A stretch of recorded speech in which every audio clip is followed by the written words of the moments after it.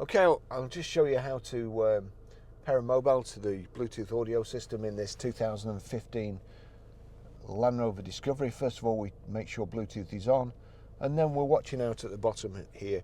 Over here we go to telephone, click the telephone button, second up from the right. No phone connected. Connect to device now, yes. We want search for Bluetooth devices, second one down, and it's found Discovery Sport here. Just wait for it to come up on there. Click on pairing Barry's iPhone.